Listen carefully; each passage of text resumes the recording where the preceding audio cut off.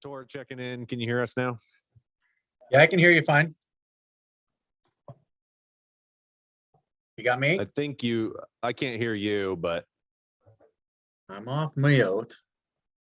nope, we still don't have you. Grant's looking. All right, let me, oops. Let's check my,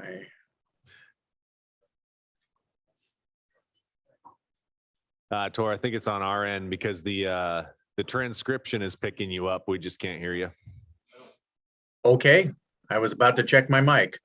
Perfect. Now we got you. All right. Hopefully the internet down here has been less than perfect, so hopefully I'll be able to stay on.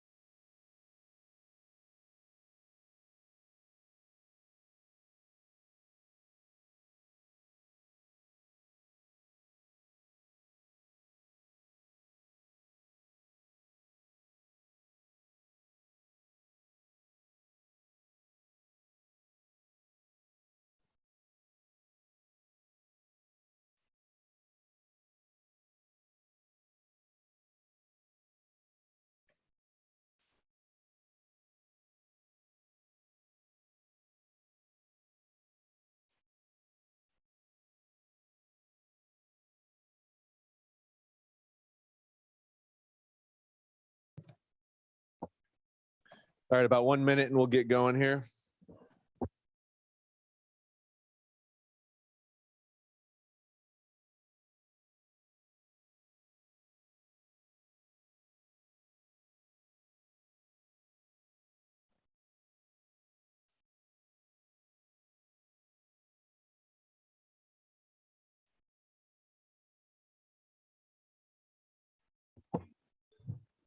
By the pagers going off in the room, it must be 6 o'clock.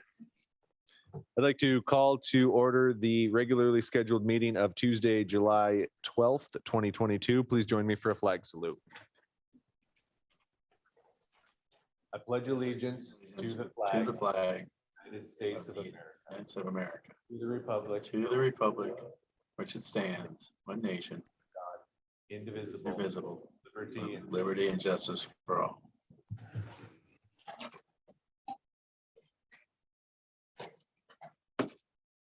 I would like to respectfully acknowledge the traditional first people. Yeah. With gratitude, we proceed on Tlingit Ani. Jess, roll call, please. Mayor Eisenbeis, Here. Mr. Knox, Here. Mr. Mosher, Here.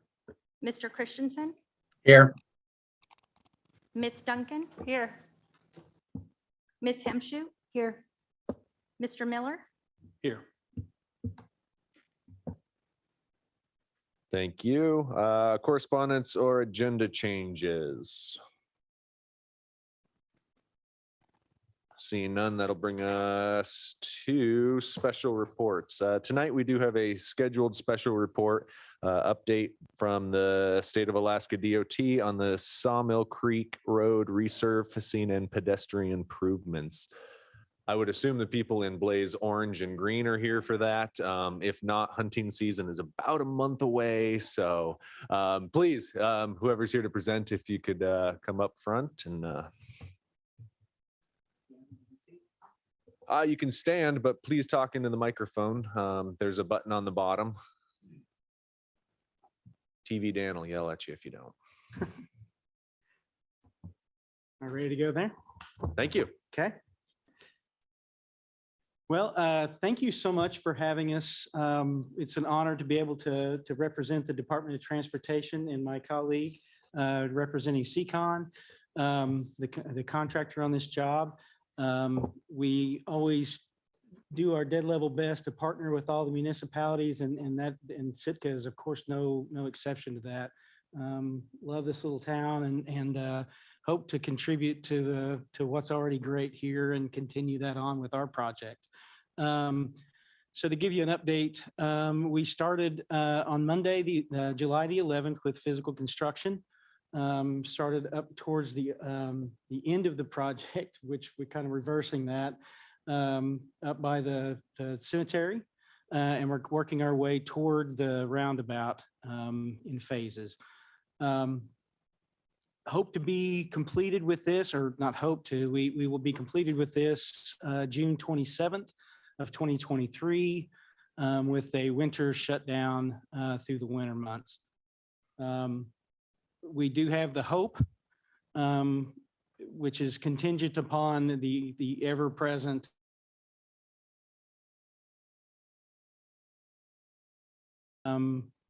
would be the only thing that holds us up from this, but we're going to diligently try to have the project completed by the end of this year, but I can't promise that.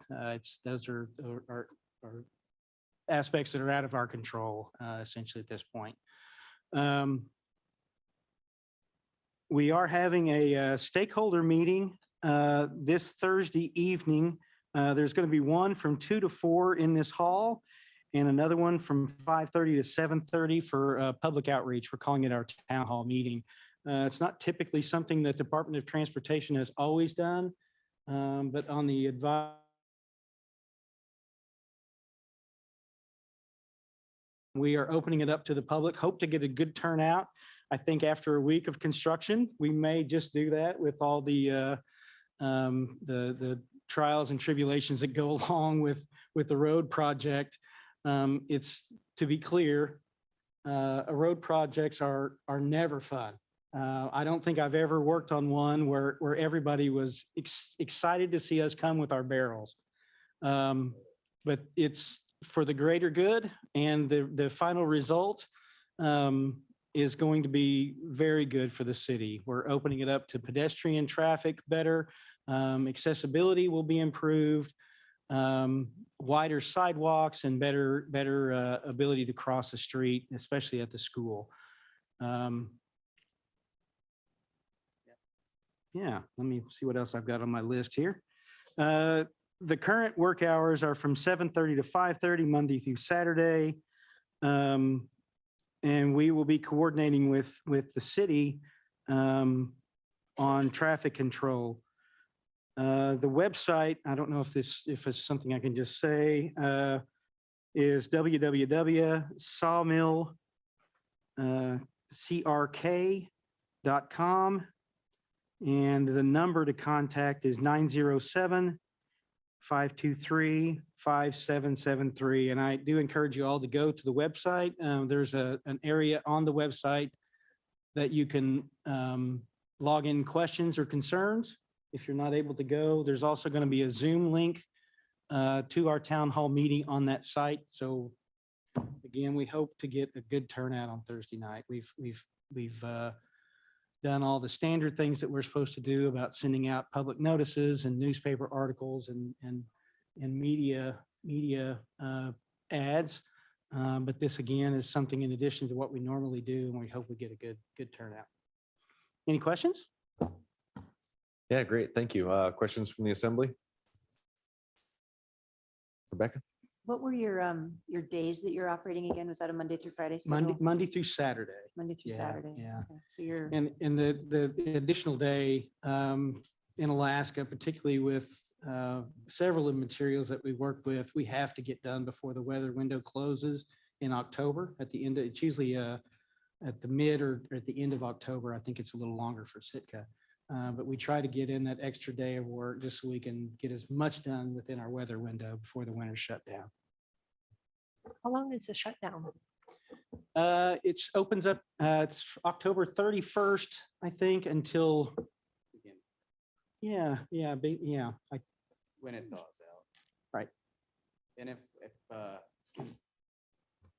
I represent the contractor, my name is Bryce Iverson. I'm working with Ralph, which a lot of you probably know.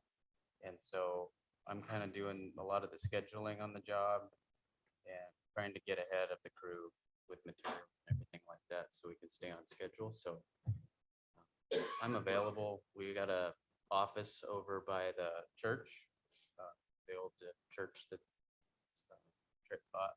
Yeah. Some partners. Been repurposed. We have the both Department of Transportation through Pro H&S, who is our contracted construction administration team here on the ground. They represent us.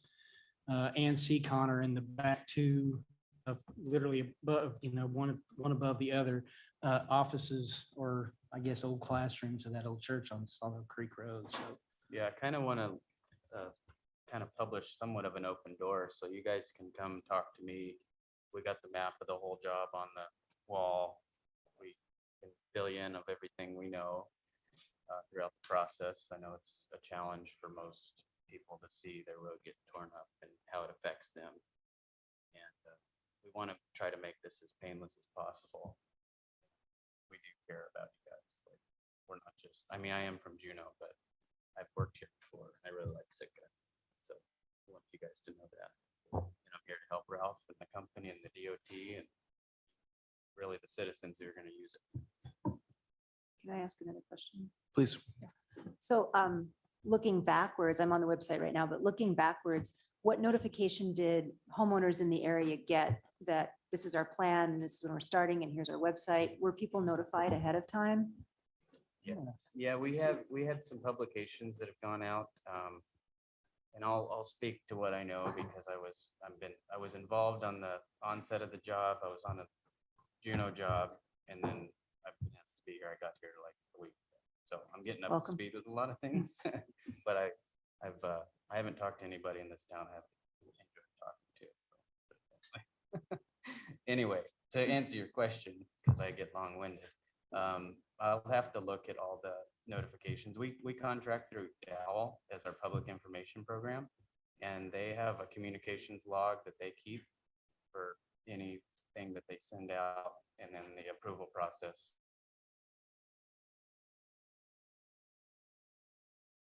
Invoices come through for those Okay. items. I just felt like I hadn't really heard a lot about it, and so I hope the community had some warning. But then looking forward on the website, if you aren't able to finish before October, and if you go into spring for phase 3, it says milling and paving throughout the project corridor. Can we expect an unpaved road through the Never. winter? No. Okay. No. No, we're thinking with DOT maintenance in mind. If we can't rip the whole road up and pave it back, we won't. But what we have done out there is all going to be temp paved, at least by winter. Awesome. Thank you. Yeah. Yeah, and to give a little more information, some of the things that will likely spill over into next year will not be asphalt, at least that's the hope. Most of them will be light poles, paint, stuff like that. So with any hope, most of the work will be substantially complete and we'll be able to drive on it. But it's difficult to promise. I want to under promise and over deliver. So I'm going to keep to that June 27th date. Okay, Because we never can know for sure. I do know that we did, public outreach has always been a problem for the Department of Transportation. I think we try all our regular avenues of sending out flyers to, or mailers to the local, the people that live on the street within 100 yards, I think, of the street. Of course, the right of way reaches out to any property owner that is being impacted by it, by the construction. We do radio ads. We have a statewide website that shows all the construction, which is frankly almost useless for most people. Who gets on those sites to look at all the projects across the state? That having been said, don't tell my bosses that I said that. I think we do all the regular avenues, but it's always a challenge for us getting the word out. The best way that we do it is by putting barrels out, walking around with orange vests. I know we get more questions every time I come and walk the street to survey things. We get more questions that way than we probably ever do through a website. But unfortunately, those are the standard modes of outreach. and I have one last question for you. I'm sorry to go on so long, but I see the project runs from Jeff Davis to the roundabout. So the roundabout is not included. No, So on behalf of the Tree and Landscape Committee, what is the plan for inside the roundabout and how that looks in the middle of our community? We have this weed pit growing. So can you speak to that? I cannot, not as Okay. part of this project. That I'm in the construction.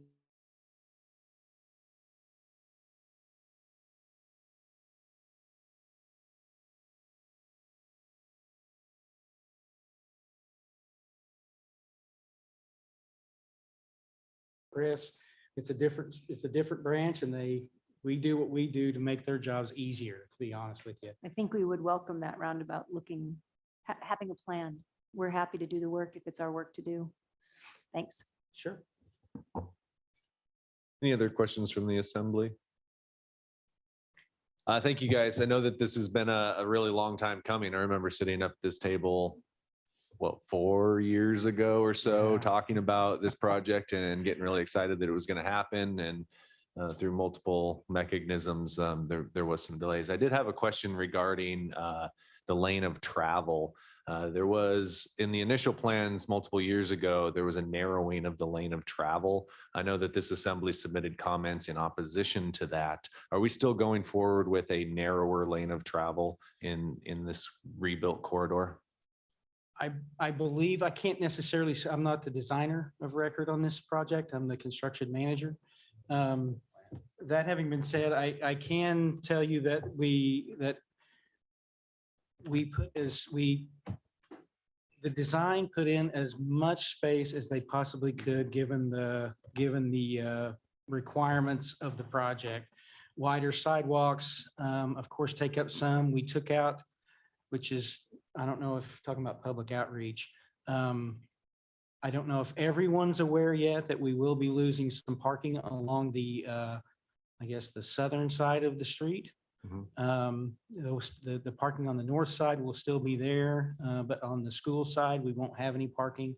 I think that was for public safety and to widen the sidewalks. The lanes are about the same, but we are also putting in a bike path through there, which takes some additional space. I think we did our best to balance. It's such a narrow corridor through there, to balance accessibility requirements of having a minimum, an absolute bare minimum of 32 inches with, of course, a much wider sidewalk where we don't have restrictions like at the telephone poles. And getting all of those functions into one little narrow corridor, I think we absolutely did our dead level best to make sure that the streets are as wide as we could get them. I do think they are more narrow than what is existing out there now, though. Okay, yeah, and I think you hit it exactly. It is a very narrow corridor right there. And I wish your maintenance and operations team good luck in the snow season. Because right now, with the lanes as wide as they are, during snow plowing, they already get reduced to near impassable. So your team is going to have quite the job on their hands this year Yeah, with yeah. further narrowed lanes. So anything else from the assembly?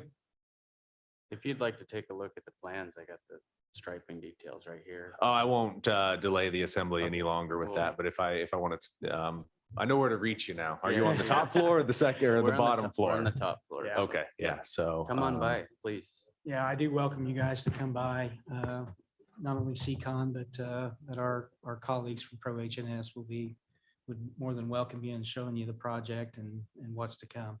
And we'll also have these exhibits for the town hall meeting on Thursday.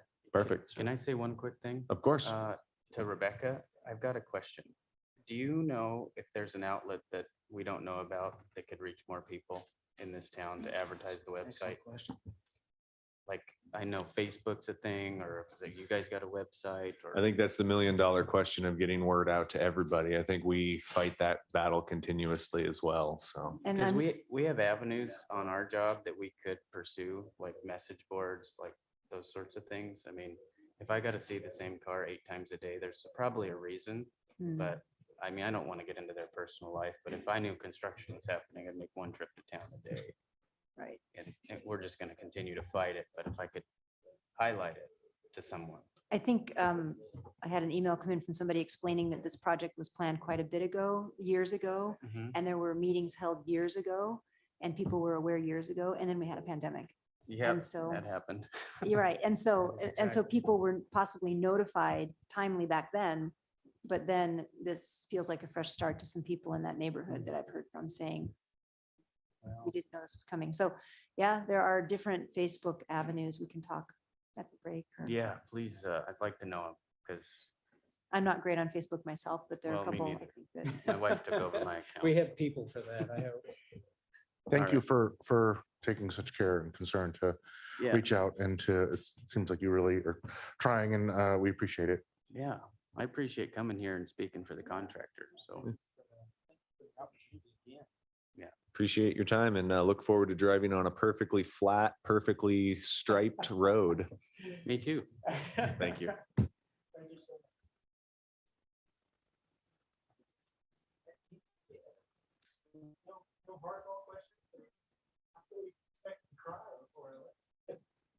Sit back down then, please, sir.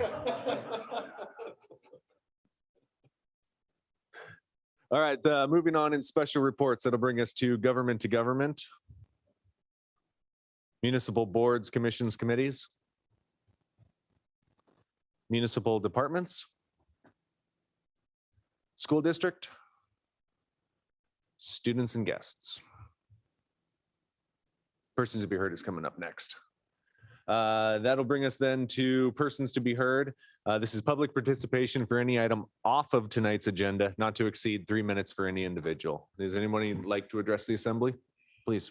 Mayor, we're trying to locate the timer for the 3 minutes. I could use my phone if you don't mind. Sure, yeah, Thank you. please.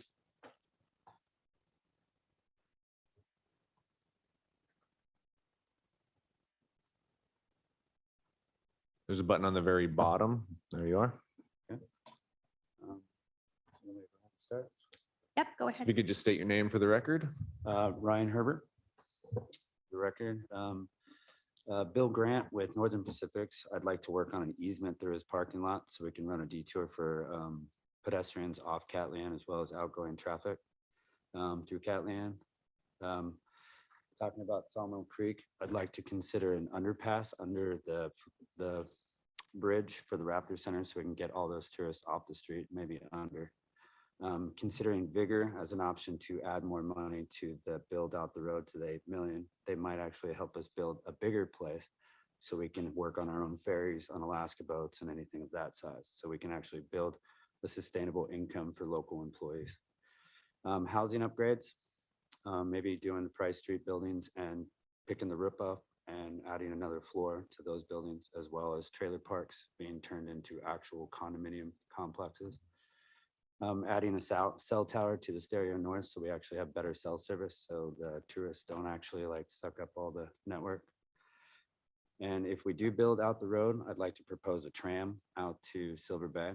So it's a no cost, maybe like monthly incurring, and do an elevated tram and replace the old poles with concrete poles to run better electrical lines. Cab licensing, don't know why it goes to police station, but maybe we should do it back through the Department of Labor because of conflicting interests with people that give DUIs and people that keep people from getting DUIs. Bike lanes, leave them on omniproposable. I don't like the arrows because I ride into traffic because it's better to see people coming at me than hitting me from behind. And we have had people get hit by people with malicious intent before, like the kid that died, I think, last year. And then maybe getting the bike lanes off the road, putting them on the inside of the sidewalks and stuff, putting the sidewalks on the outside. I've seen lots of people that have horse trails and they're on the inside with the fence, with dirt, and then the sidewalk and then the roadway. And then that might open up the road. If we have one bike trail on one side, on the inside of the sidewalk. Just an option. And I think that's it. Anything, any questions? Thank you.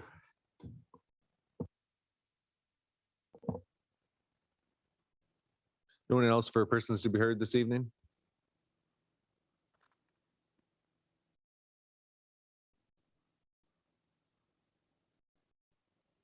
Don't jump all at once.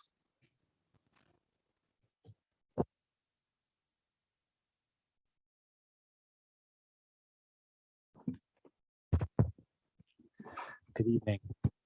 There seems to be very little amplification in the room. If you could state your name for the record, please. If you can hear it, my name is Richard Ween. I don't know whether people remember The Shining, starring Jack Nicholson, and he had his axe and he was breaking into a room in which Shelley Duvall was screaming, and he stuck his face through the splintered door and said, "I'm back." So it's good to be back, and I shall continue to attend the meetings as appropriate. A hardball question for the group that just came, and that was there an accident on Sawmill Creek today, and why? The important thing to note is that on Wednesday, tomorrow, there will be the release of the CPI, the PPI, the start of second quarter earnings, China June trade balance, and among others, the earnings from Delta Airlines. By the way, the CPI, the estimate is that the YOY, year over year, might be as high as 9%. Now, why is this important?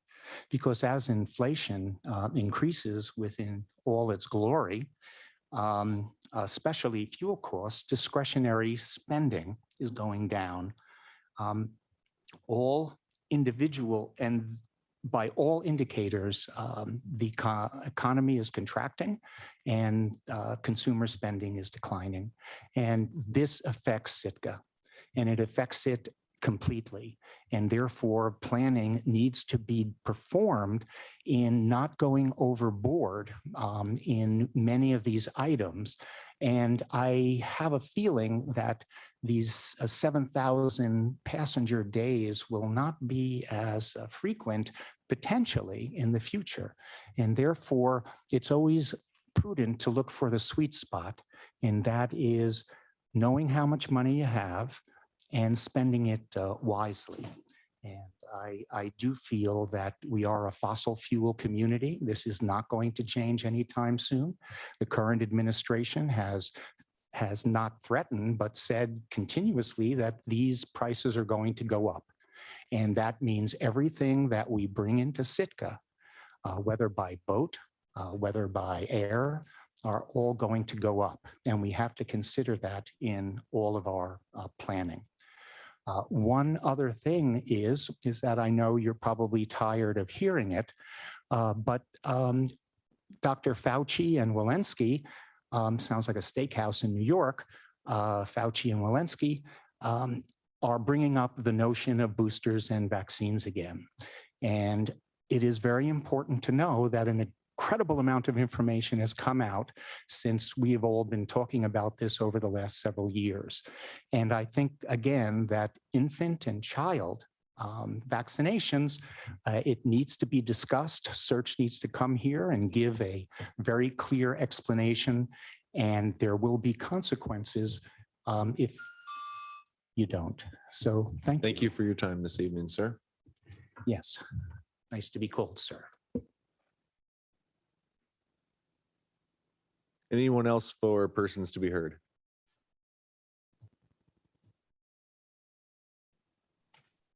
All right, that'll move us on to consent agenda. I move to approve the consent agenda consisting of item A, of minutes of the June 28th assembly meeting. Second. It's been moved and seconded to approve the consent agenda. Is there any public comment? Jess? Mr. Christensen, Yes. Mr. Knox, Yes. Mr. Mosher, Yes. Miss Duncan, Yes. Miss Hemshute, Yes. Mr. Miller, Yes. Mayor Eisenbeiss. Yes. Motion passes 7-0. Great. That'll bring us to new business first reading, item B. I move to approve ordinance 2022-15 on first reading, proposing an appropriation from the Sitka Permanent Fund of the net proceeds received from the sale of municipal real property known as the Sitka Community Hospital site in the amount not to exceed $8,181,040.28, which was deposited into the permanent fund for the purpose of funding construction of a marine vessel haul out and shipyard at the Gary Paxton Industrial Park, and submitting the question of such appropriation to the qualified voters at the regular election, qualified voters at the regular, sorry, at the next regular election on October 4th, 2022. Second. It's been moved and seconded to approve ordinance 22-15. Before we go to public comment, do the sponsors wish to offer any introductory comments? Sure. I would if I can. Yeah. So, as you know, we've been trying to figure out a way to get something built out there for quite a while. And a couple meetings ago, we kind of said, all right, we talked about a few items and said, let's get a group together and hash out something that might work. And this is the result. I don't know if I don't want to go too far into advocating for this too much, but essentially this uses the sale, it says the sale of the hospital site to fund the haul out. It obviously has to go to a vote of the people because it's being taken from the permanent fund. Although I think it can be part of the reason why when we were talking about different options, that this was attractive is that we haven't budgeted this money yet. It hasn't been, we wouldn't really be budgeting it for a couple of years because of the way the permanent fund works. So doesn't put a hole in our budget. It's just money we're not going to get get. But with the other things we looked at, like reinstating the property tax on vessels or raising harbor rates or trying to pass a sales tax, a general sales tax increase, for various reasons, either didn't raise enough money or were very unlikely to work. And one of the overwhelming goals of the group of people that were working on this was to find something that would actually work. And so when we actually go to deliberations, I'm going to talk a bit more about why this is a good idea, but generally this was the best option that came out of the group that was tasked.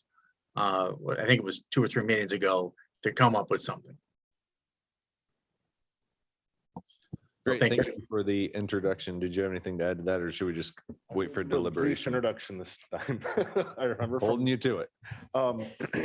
So dovetailing what Member Christensen said, so the way this came about, of course, we'll discuss this in length at the discussion point. This has been worked, trying to build a haul out has been worked on for years. And so and I'm reading this for the public's benefit, in the memo, at the May 24th, 2022 Assembly meeting, a discussion direction decision item was presented to explore options for funding a marine vessel haul out and shipyard. So we discussed that. Mr. Christensen volunteered to work on something. I volunteered to help him with that. And so we discussed these things, and this is the option that we came up with. As we'll discuss, this is not necessarily perfect, but this is the best thing that we could come up with in the time frame, given that I believe that we need to fund this. So that's my introduction. Great, thank you. Is there any public comment on ordinance 22-15?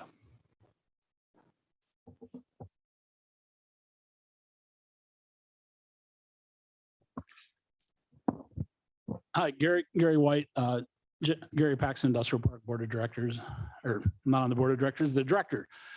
So the Board of Directors met yesterday, the 11th, and considered this ordinance and unanimously supported it. So the board feels this is a good direction to move forward, and I just wanted to pass it on. So thanks.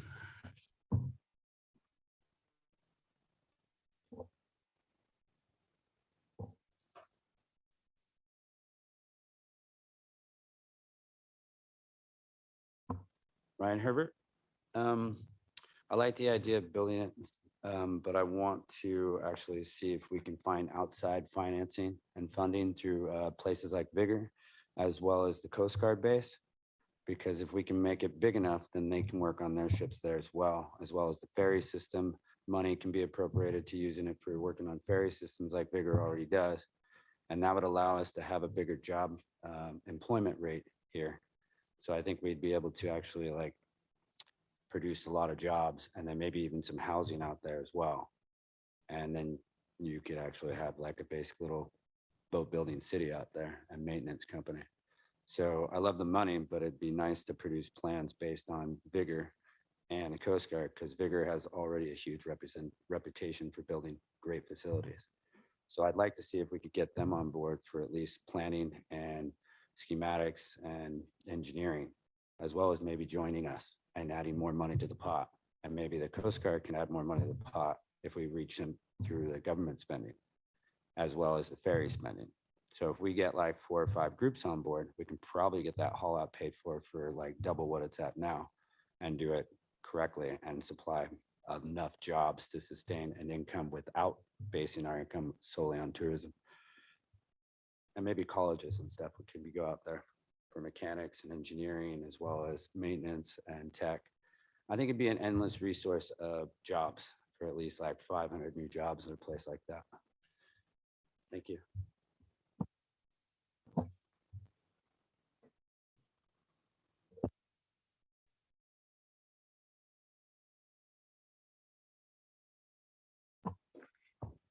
Thank you, Linda Benkin with Alaska Longline Fishermen's Association. I just want to start by thanking all of you for continuing to work on this issue. I know it's taken a lot of years to get to this point, and in particular to thank the co-sponsors of this ordinance and bringing forward this idea of using this funding, provided it's approved by the voters, to fund building a boatyard and haul out. And I just want to say we will continue to work alongside the City Assembly to bring support forward towards that vote. To let you know how committed fishermen are to this project, we have fishermen who continue to contribute to our effort to gather funding to move this project forward. Few that have come up with as much as 100,000 of their own money to support our work to move this forward. So this is really important to our fleet. What I see maybe missing from what's in front of you, not what will be on the ballot, but just this piece in front of you, is that it's also hugely important to the economy of this community to generate the economic activity for the trade sectors. And as McDowell has said to you in every report, virtually every business in Sitka that benefits from fishing dollars. So we support this. We urge you to pass this forward. We'll work with you to build support from the voters. and would really appreciate a discussion tonight or at some point soon of what you think the timeline might be for building a boatyard, going this path, if it is approved tonight and by the voters, so we can assess what work we might still need to do to look at a potential interim solution if it's going to take a while. So thank you so much. Again, we're strongly in support and appreciate all the work that went into this.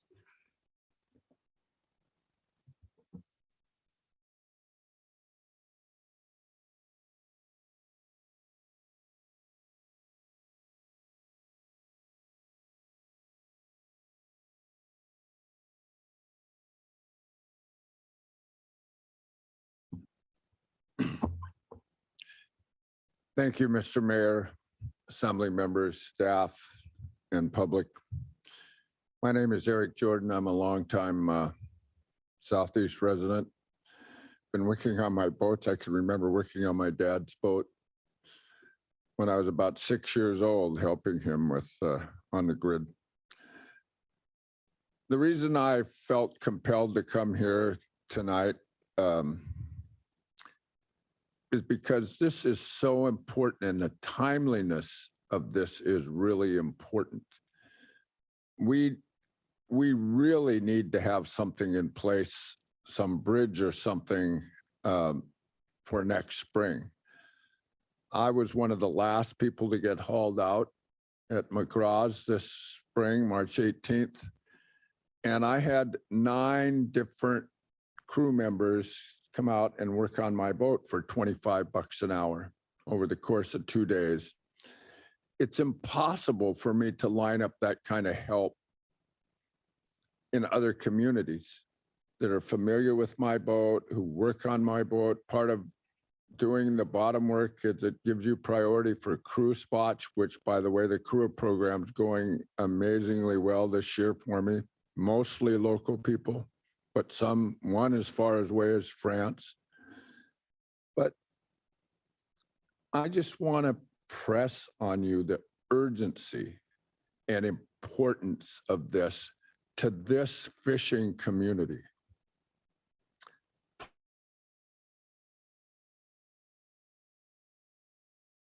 Support this and help lead this community to get this important part of our infrastructure in place. Thank you, Mr. Mayor.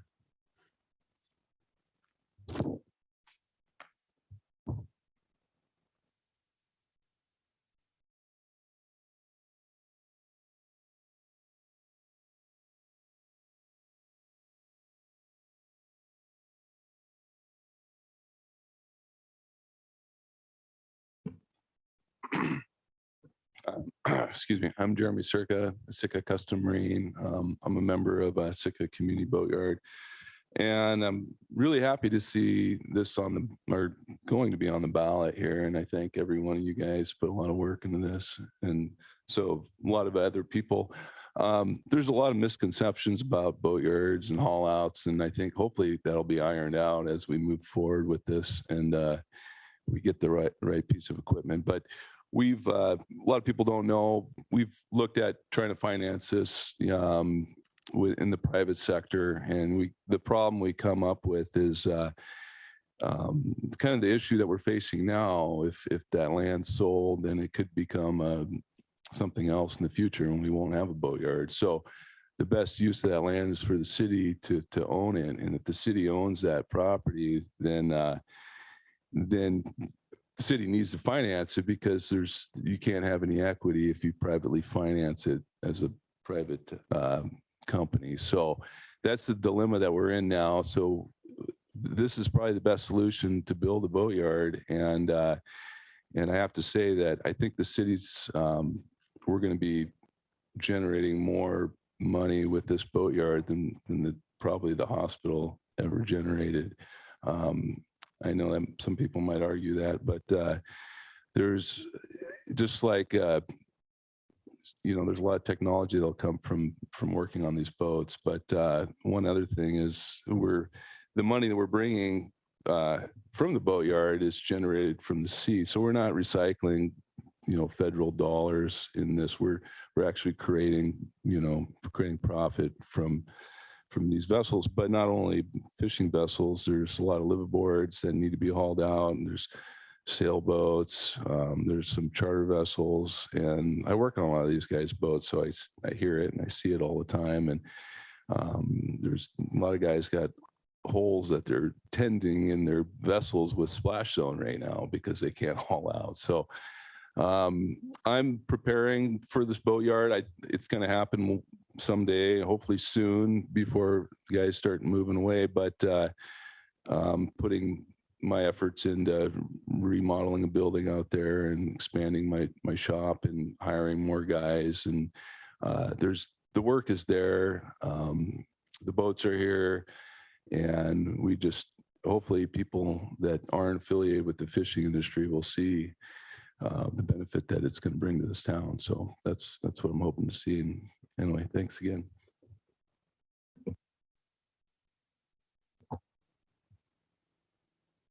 Anyone else for public comment on 22-15?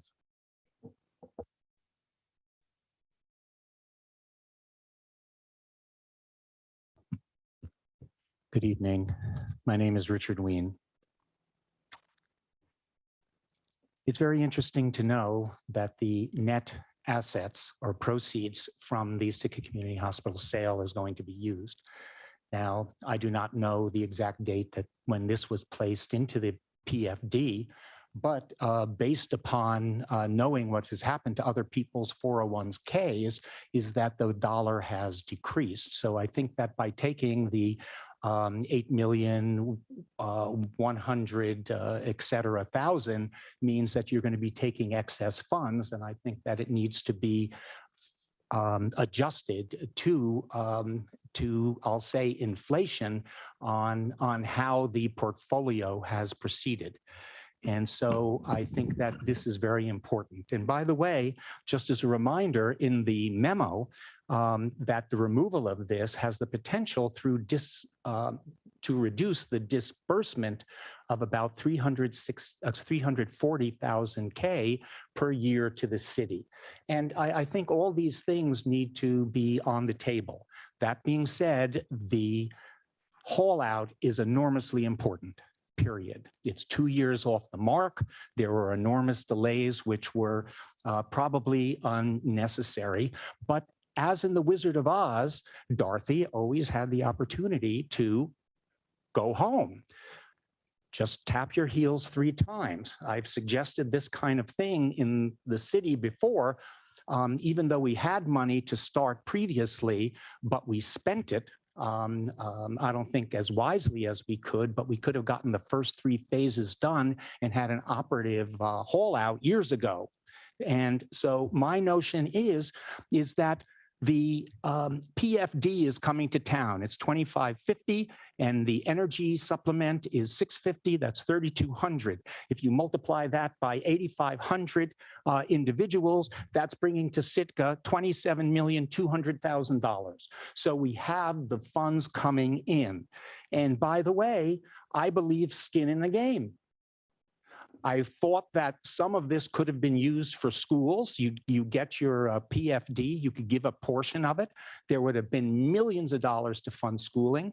And this is also true for the haul out. So there needs to be skin in the game. This can't always be OPM, other people's money per se. When you reduce the permanent fund, and I remember that when we were looking to take some money out to loan Crescent Harbor, it was totally denied, even though we would have made hundreds of thousands of dollars. I think that this really needs to be considered, have a community effort, everyone give a portion of their PFDs. We got the money, we got the U-Haul, and we maintain the PFD. Thank you. Thank you. Anyone else on ordinance 22-15? I will bring it back to the assembly for deliberation. Tor? Okay, sorry, had to unmute there. So now that we're in deliberations, I am freely going to admit I'm going to advocate for this. So a few things about this that I think first and foremost, I think it'll actually work. I think we can safely say we have tried just about everything. We have tried to raise money through grants. We've tried to do private. We've tried to do public partner. And the fact is that they just, for various reasons, mainly a lot of it is because of the economics of a shipyard. And the city has different metrics for what determines success than say a private entity would be. Like if I own this land on my own, a lot of our success rate is number of boats serviced and number of people put to work, where if I was a private investor, that wouldn't necessarily be my top concerns. So the not in any particular order, if we do this, it will, this will get us hauling boats out. It won't give us a gold-plated shipyard by any stretch, but it'll get boats pulling out. But it also will allow us, I think, with some confidence, we can say, to raise money from other sources. I mean, whether or not we get the RAISE grant or not, but I mean, the 8 million probably won't get us everything we would really like, but it would get us hauling out boats and giving them power to do their work. And so with the RAISE grant coming, that's why a possibility of the RAISE grant coming, that's why it's up to 8.1 and change, because then we may not pull the full amount if we get the RAISE grant, but that we would still pull some of it, or probably most of it, in order to get some of the things that we'd all really like to see. But once, one of the overlying themes that we've heard is that once you have skin in the game, then granting agencies are much more likely to give you money so that we can maybe do something along the lines of doing something to haul much larger boats down the road, to do some of the Coast Guard and possibly ferries, but but by having already put some skin in the game, I think our chances of getting those kinds of grants are much better. As far as the overall cost of the general fund, because we're not going to get the 320 to 340, $100,000 a year to the general fund, I think we need to be aware of just the sales tax alone that the extra economic activity generates out there will at the very least offset that, if not eclipse it. So that I think it's if more than around $5 million a year of extra economic activity goes on out there, and Melissa may have to check me on those numbers, the general fund will realize that money back. And if you've ever done any work on your boat, I know with my little 20-foot boat, when I bought and painted it, take it out and do all that, I spent a couple $1,000s, and that's just a little 20-foot boat. And so I don't think it's unreasonable to think that we'll get enough economic activity, like I said, to at the very least offset a lot of that loss. And then finally, or some of the, we need this. I mean, we've heard lots of people say it. Everybody in the assembly has heard this over and over again. We need to have some sort of a haul out facility here. And this is the first, I've gotten a little excited about this because this is the first chance I've heard of something that actually could work, that will lead to that. And so I think that this has a very good chance of passing. Like I said, the reason why I was supporting this, because normally I wouldn't support going into the permanent fund, but like I said, this really hasn't hit the permanent fund yet. So it's not going to leave a hole in our budget. It's budget monies that we haven't budgeted yet. And like I said, I think that the possibility that we'll actually see both between, the extra economic activity that we will see could very well completely offset that. So I'm sure others will talk about it, but I am frankly pretty excited about this. Normally when we put something forth to the ballots, I'm like, okay, it's, everybody, it's your call, and I'm not going to take a real strong position on this either way, but I'm very willing to take a strong position on this, that we need to do this and so I'm not only going to vote for it tonight, but I'm going to vote for it in the general election and tell everybody who asked me about it that, yeah, I hope you vote for it. So thank you. Kevin? Thank you, Mr. Mayor. I'm just going to try to recap a little bit of the, if you'll bear with me, the memo. I feel like it's very well written, and just for the public, because this is an issue that's going to theoretically possibly go to the public for a vote. So after that discussion direction, Mr. Christensen and I and the staff discussed some options. One was reinstating a property tax on boats. Another was presenting a ballot proposition to the voters to consider a citywide sales tax to pay for the debt service on a loan to build the haul out shipyard. Another was placing the haul out and shipyard into a harbor fund and then increasing the harbor rates to pay for the debt service. Another was withdrawing the net proceeds from the sale of the community hospital from the permit fund, as we're doing now. Option one was not considered due to the amount of time and resources required from the assessor's office versus the amount of potential revenue that could be collected. Option two has a high likelihood of creating a divide in the community between haul out / shipyard users and non-users. Also, since the sales tax proceeds are distributed to the general fund, general government funds would be used to fund a single sector of the community instead of the entire community. Option three would drive user harbor rates to a range that would not be affordable to the routine harbor user. Option four, which we're considering today, leverages the proceeds of the Sitka Community Hospital sales site. So I just wanted to read that so people could kind of have an understanding of how we got here. But this wasn't just this recent thing. This has been going on for years. We've been trying to build a haul out.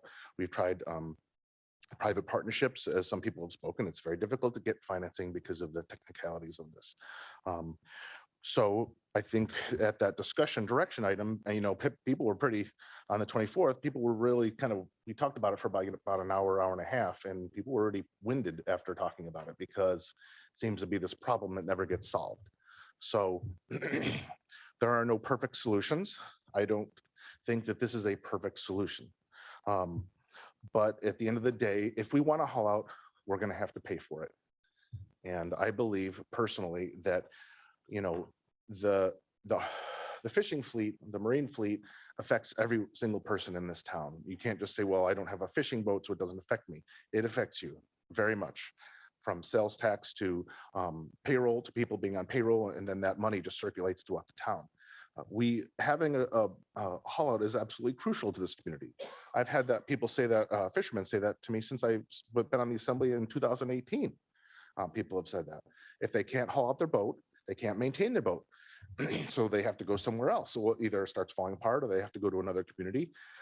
So that they're spending their money for those resources, for the supplies and the labor in other communities. So then we're going to begin losing that revenue. And people, that's something really important to keep in mind.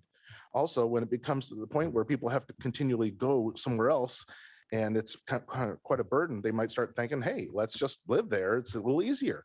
So developing a haul out and is crucial in keeping the fishing fleet here healthy and alive. We have tourism, which is growing, and that's wonderful, but that's not enough. We must maintain a diverse economy if we're going to survive and thrive as a community. That's why I believe we need to build this haul out. And although I think Tor was, when he was saying the money, yes, technically has been placed in the permanent fund, but however, we have not realized any of the net increases from that because of the calculations. It would be about 3 years out, which is perfect because this will give us time to build the hull out and, create a shipyard out there, or possibly get vendors out there, laborers who can, help work on these boats at that time. And then, yes, start realizing sales tax revenue and also increase payroll, et cetera. Just trying to see if I forgot. Another thing, GPIP did say that they support this. I've seen other items where we've talked about this, and a big question is, has the commission reviewed it regarding this? And this is the pertinent commission, and they're supporting it. We've had several people in fishing fleet come up here and support it. So have Tor and I examined every little detail, every little possible thing, and have we broken out the finances to a finite detail? No, we haven't. And it's almost impossible to.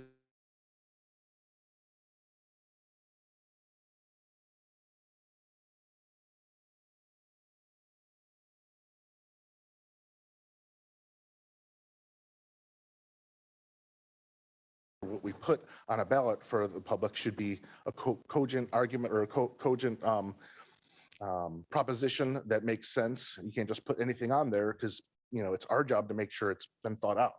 I believe this has been thought out enough. I think it is, it's taking the proceeds from the hospital sale, which we were not expecting. So this is not affecting our current revenue projections at all. You could say in a certain way that the community property, was a windfall in a way, and we're going to use that, leverage that to try to build this haul out. 8.1 million may not even get all the bells and whistles, but it should be able to get us a piece of equipment to haul them out. It should be able to get the wash pad, which is very crucial to be done correctly. And so, yeah, we also have applied a couple times to get the RAISE grant. We have not succeeded, but we've been learning to improve the grant with the help of Gary White, GPIP, Melissa Henshaw, as well as our people back in DC. So it's hopeful that we have applied for the RAISE grant. It's hopeful that we'll get that. There's no guarantee. We can't count on that. It will be great if we get it, and we should keep working towards those efforts. But I believe that this is important and crucial for this town. And I believe that we should pass it again the next reading, and then let the voters decide. Thank you.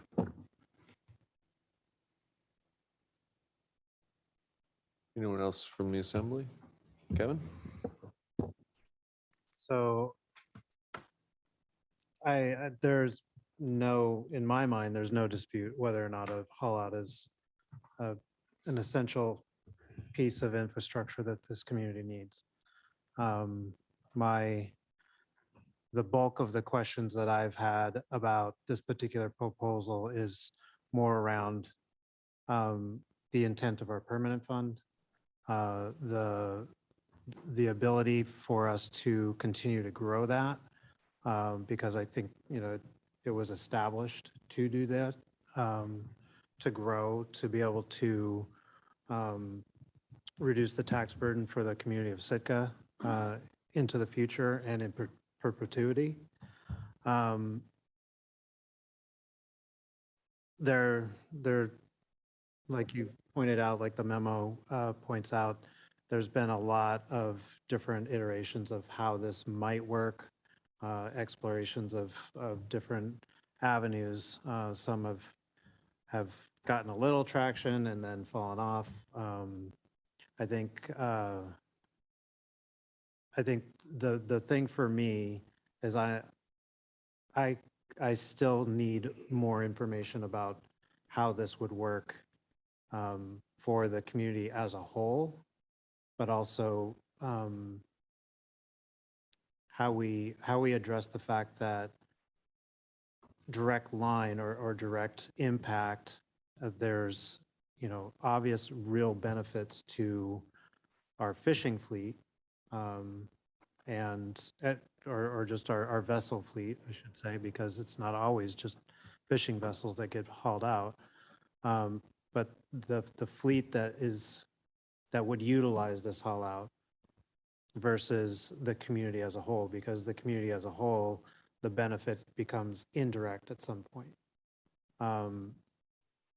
The reduction of our permanent fund and the reduction of that revenue that comes to the general fund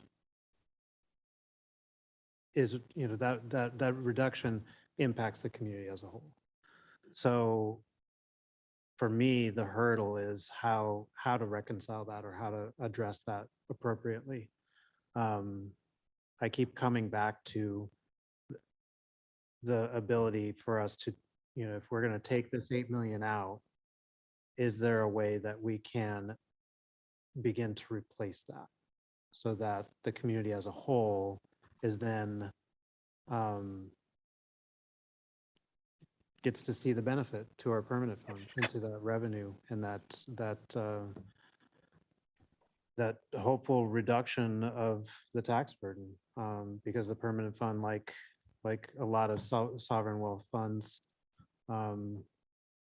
at some point maybe could really fund a bulk of the city budget. And if that was the case, that reduction of the tax burden for the citizens of Sitka would be a great benefit to everybody, to every single person that lives here, and directly, not just the indirect model that this at this point just brings. So I don't have a fix, an exact fix in mind, but through the discussion tonight, I might want to try to put something in if we can.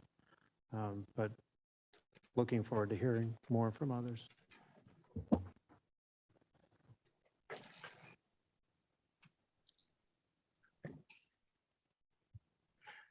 Do we rock, paper, scissors, see who goes? Rebecca? Hey, guys, I'm gonna break in. I'm losing my internet here. I may have to call in here in a minute. Because I apparently I'm losing my internet. Understood. Thank you. Yeah, this is, it's been such a long road, and I don't want to repeat what everybody else has just said, but the struggle that I continue to have with using public money to fund a private sector need is exactly what Mr. Knox was just pointing out. What is the opportunity cost? And so I'm all in favor of the community voting on this, but when I think of spending $8 million on something that benefits the whole community, I think of a new police station. I think of a solution to our daycare issues. And I see those things really benefiting the entire community. That said, the fleet is here, they're year-round, they're part of the community, and, you know, potentially this will turn around and generate the revenue to replace what's going into it. My worst fear is if we end up having a liability, an annual general fund liability to support the operations. So if we get the pricing wrong and the boats choose to go to Wrangell anyway, which seems unlikely because there they have to have a hotel or, you know, like somebody said, their crew isn't there to help or whatever. So that seems unlikely, but we have to be ready for, I guess, the worst case scenario. So I struggle with using public money to support private industry. On the other hand, I can see some really good reasons why we need to do this. So I'm 100% for putting it on the ballot and letting the community decide. It's their assets, it's the community's permanent fund, and we need this haul out, and we haven't solved it any other way. So one question I do have, though, is there anyone who can give us a timeline? Let's say this passes on October 5th? October 4th, thank you. So let's say it passes and the community says, yep, it's the will of the community to use $8 million to build as much haul out as we can for that money. Does that happen with permitting and contracting and finding the labor to do it? Does that all take a year? Does it take 3 years? What kind of timeline would we be looking at? And I understand the line of question. I want to make sure that we don't get too far away from the ordinance itself, which is utilizing the money to build. I feel that starts us down a long tangent of construction and everything that's not relevant to the ordinance. Okay, I'm just looking at, does this solve the problem? And it solves it ultimately, but does it solve it soon enough? It throws cash at it.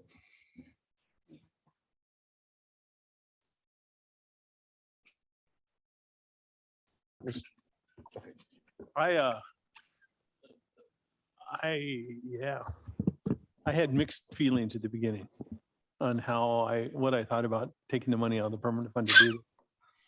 And then I've talked to a few people now about it, and, especially fishermen that have bigger boats, bigger than my float tube. I won't need to do that out there, but that have actual boats that are hauling their boats to Wrangell and everywhere else, and the amount of money they're spending to do that.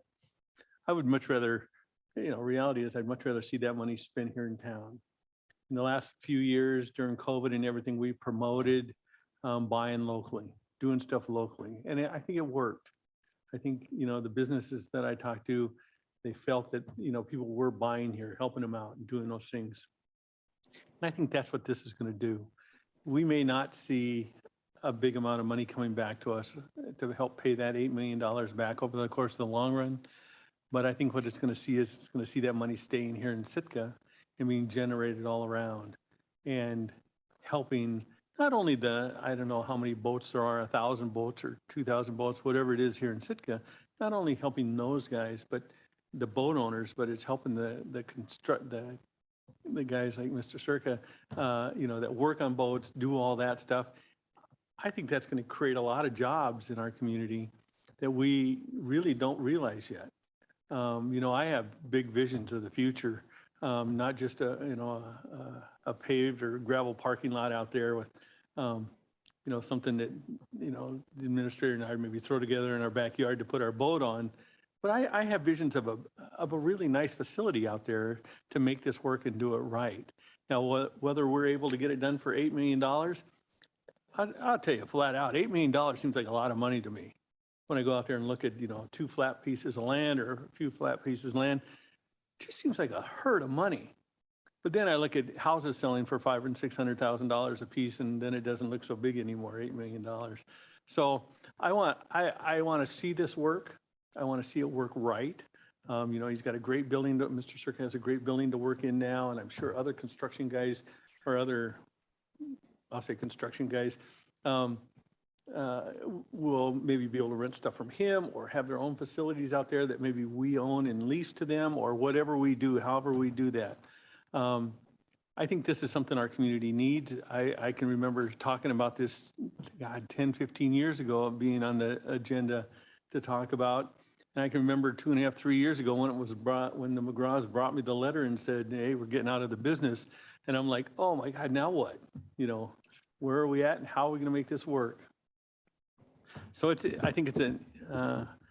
I wish we would have done it 10 years ago. I think, if we would have done it 10 years ago, we may not see Wrangell or who knew with one of them. We may be getting all of that business, where now we're going to share that business a little bit with the rest of the fleet around Southeast.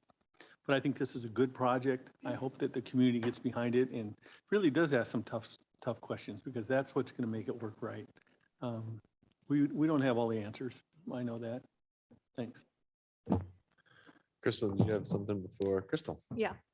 I like the way that the ballot proposition reads versus the motion felt a bit messy, but I think the proposition itself, it outlines where the money is coming from and how it's going to be used.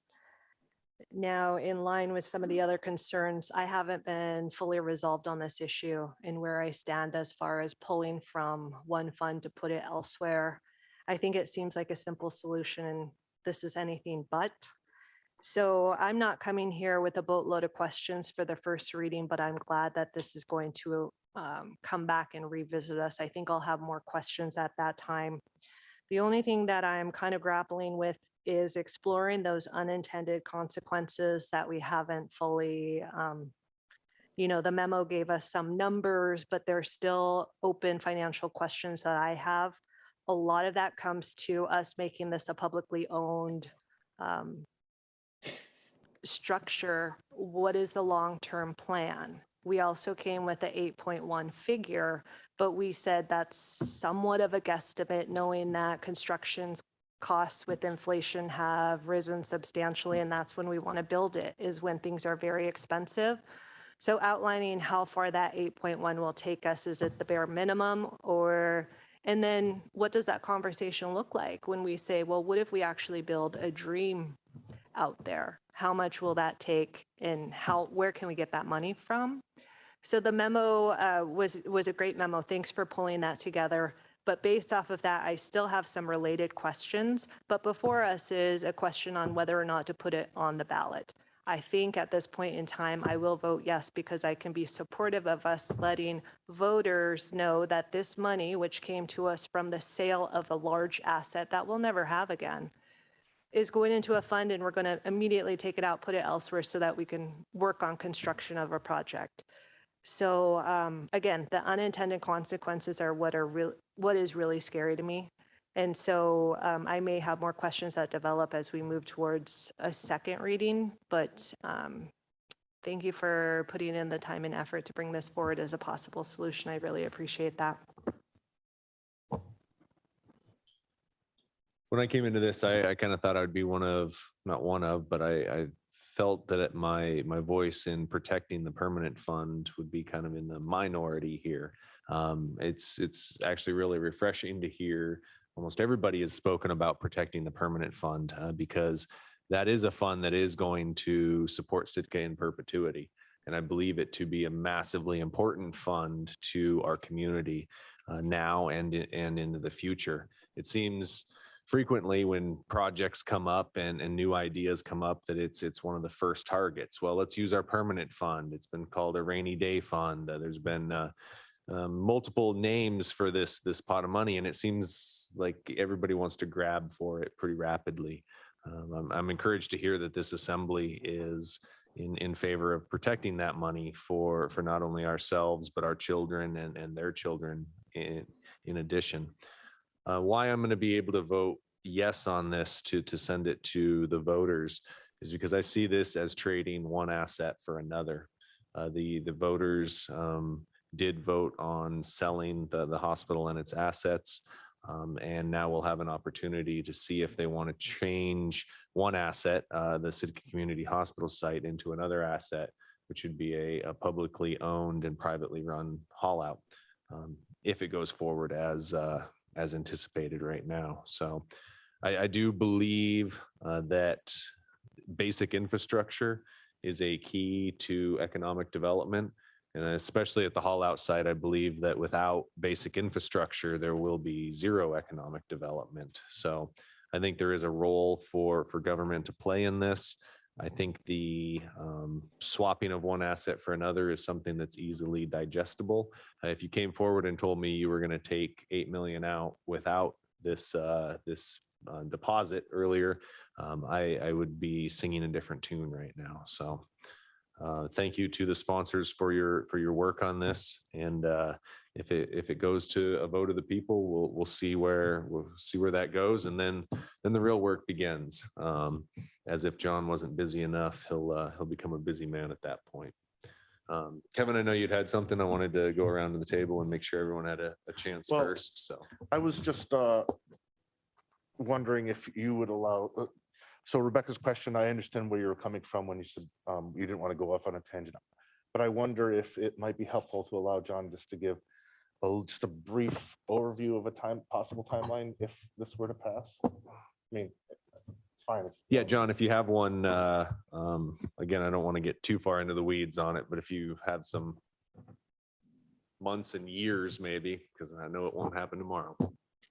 I'll give the best answer I can off the top of my head, and that is that the permitting process is probably what's going to take the longest. The environmental review, the marine mammals. There's a lot that we need to consider, and there's a lot of work that can happen concurrently.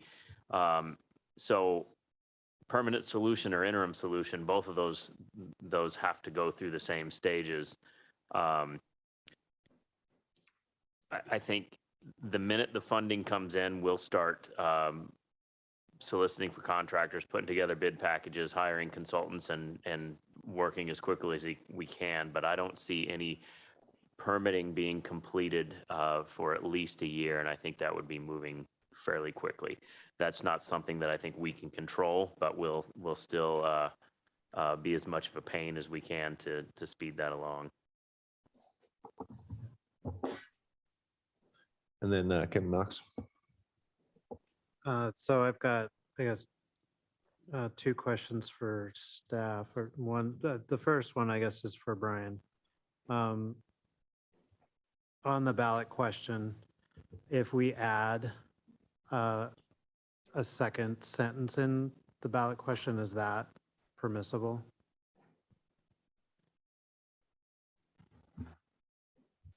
Permissible, but the amendment would have to be voted on here. It would have to then consider the ramifications of our timing for getting this on the ballot. So I think we have one meeting to spare here. But an additional can be called if the body so desires. That's true. So I guess before I offer an amendment, I would also like to know, and maybe this is a good question for Melissa. Melissa Haley, since you're both in the room, sorry. On an annual payback, I mean, I've just really super rough numbers, if you're looking at the previous memo, the previous estimates that were given on bonding, how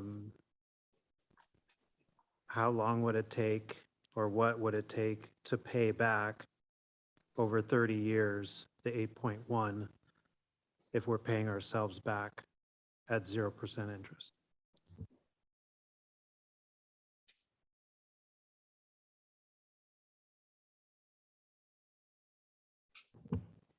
So I think one way to look at this, and one number I did crunch, was how long it would take for the general fund to see disbursements from that 8.2 million. And that was right around 20 years. Kind of estimating the growth of the permanent fund and then the addition of that 8 million distribution. I don't know if that's what you're getting at, or if that gives you a rough idea there. Are you looking kind of for the amortization on a $8.2 million loan over 30 years? Essentially, like, what would it take to essentially bring the permanent fund back to where it has that, we've realized that 8.2, we've realized the hospital sale back into the permanent fund, or that additional add to it? Because the Yeah. other part of this for me is, it's 8.2, yes, it came from the sale of the hospital, but really this is permanent fund money. Yeah. It's not hospital sale money at this point. It's in there. It's permanent fund money. So, Yeah, and it's, if we paid it back without a loan, it would, to get the permanent fund where it would have been, it starts at 340, ends up growing over the years. So you're looking at, probably ending, up around, the upper 500s within 20 years. So that was the calculation I did, that I have in my head. But it's about, if you factored it over 20 years, starting smaller and then growing. at like 340-ish. Yeah, starting around 340 in, once we hit the full 3 years. So I'm still interested in. Thank you, Melissa. Thanks. I'm still interested in seeing a piece added to this question to the voters, so that we can bring the permanent fund back to a whole position.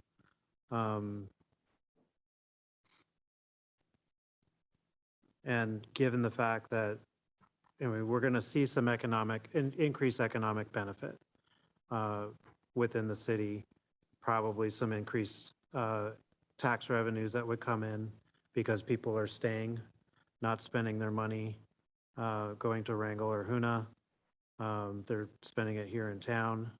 They're doing the work that they need to do, much needed work here, employing people, tradespeople who are indirectly, again, contributing to our economy and our tax base. But I'd still like to see that the permanent fund be held whole at some point in the future from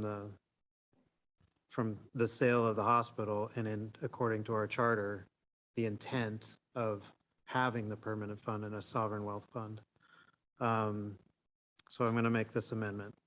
This withdrawal will be paid back to the permanent fund in the amount of $340,000 annual, or $340,000 annual payments until the total withdrawal is, I don't know how to say it exactly, until the total withdrawal is paid back.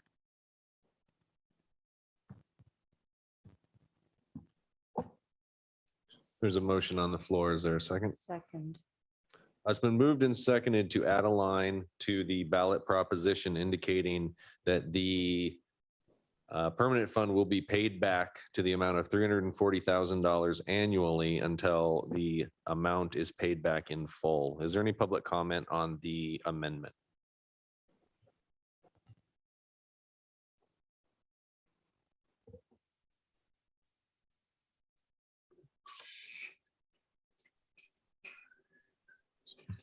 Richard Ween. I tried to be chivalrous, but Ms. Benkin insisted that I go first.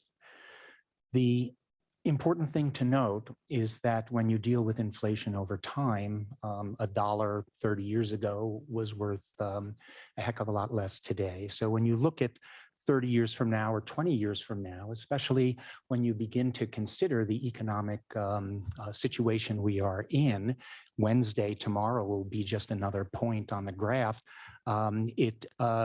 It sounds good, and I like the concept of the amendment that the permanent fund be made whole.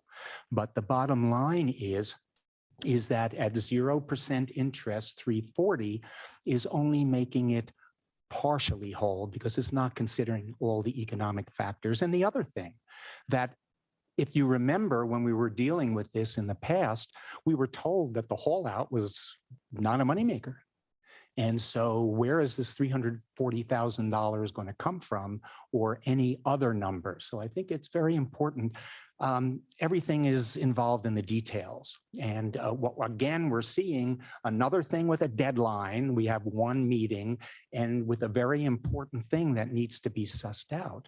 And so I like the way you're thinking. The question is, how can it be made whole, but made whole intelligently and realistically? Thank you.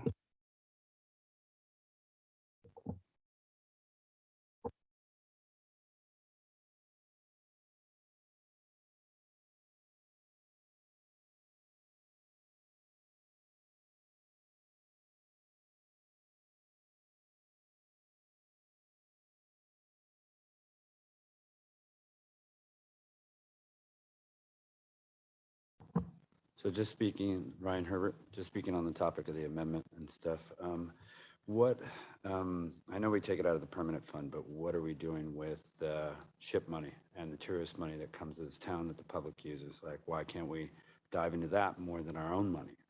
I'm only curious because over the last 20 years, I haven't seen anything built with that money.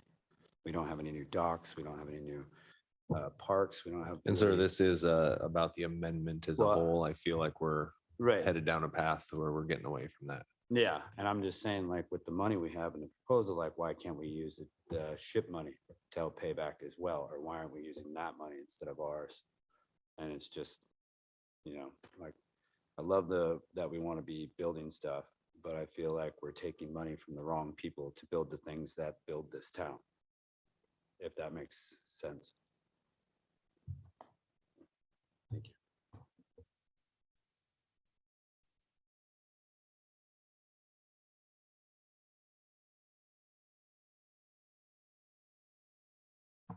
So Linda Benkin with Alaska Longline Fishermen's Association. I guess my concern with the amendment, and this is based on the extensive modeling we've done to look at what it takes to get a boatyard up and running and turning a profit, is that I am not sure in the first couple of years of building this boatyard and starting to operate it, contracting with people to be running the boatyard, that you are going to be able to take 340,000 out and that's the right number to remove without sort of crippling the startup phase of the boatyard. So I guess it's hard for me to feel confident that if you make a commitment at this point to taking this amount out every single year, that you aren't going to put yourself where Rebecca was saying she was worried you would be, that you might take something that was going to get there, but if you start pulling money out too soon, you might really undermine your efforts. And I haven't had a chance to look at models saying we're starting with 8 million in capital instead of having debt load. But I know when we looked at it, we were looking at having relatively low debt load, working with a lot of grant money. And still, there isn't a lot of margin in those first couple of years as you get this up and running. So I would just caution about committing to an annual amount you're going to take out at this point. Thank you.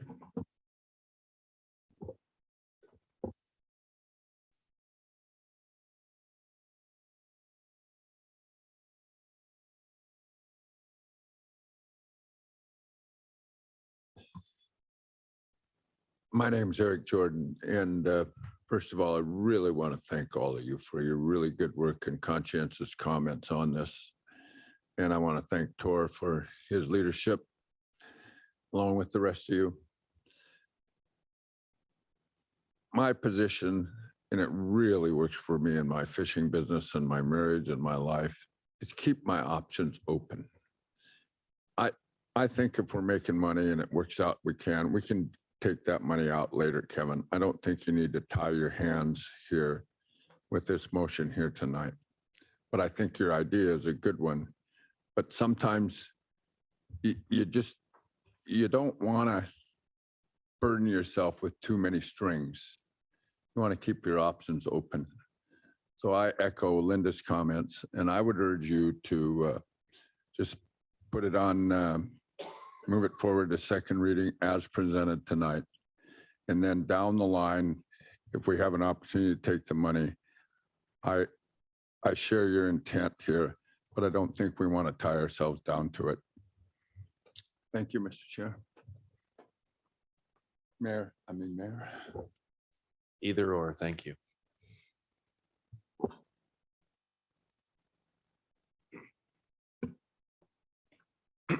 Jeremy Circa. Yeah, I'd like to echo Mr. Jordan there. I think there's going to be lots of opportunity to construct this thing and to weigh out how much we actually spend. Now, we've calculated a lot less to build this. And what we're talking about is a double pier and a travel lift and a wash pad and a runway to block the boats. We need some electrical and some water. And just as with the previous presenter, just make sure you're talking about the payback of $340,000 annually. What I think Kevin was getting at was the value of this $8 million in the perma fund as opposed to putting it in the boatyard. And I think there's a lot of this value that we're not calculating here. The state's done some reports on this. Jim Anderson's the head of the Economic Development Division. He has 2 reports on the value of money that we lose out of our state and our towns for not having these boatyards. But that's just a minor fact. What we're talking about is creating an industry here, and without a boatyard, we're just guys working out of the back of our truck. With an industry, we get everything that comes along with that industry. I mean, NASA creates all kinds of technology that we use every day in every part of our life. We're going to have a machine shop, and without a boatyard, there's no need for a machine shop in this town. There's lots of parts that we build in these machine shops that help our hospitals, help our schools. I'm welding on all kinds of stuff. I'm helping search. I'm helping the guys' trucks, everything else. All this stuff goes along with the boatyard. Without the yard, there's no reason to buy this equipment. There's no reason to employ And these sir, I'm going to people. remind you again, this is about the amendment of Okay. paying back $340,000 annually to the permanent fund. So I'd recommend not adding this to the wordage in the amendment that we're going to vote on. Thank you.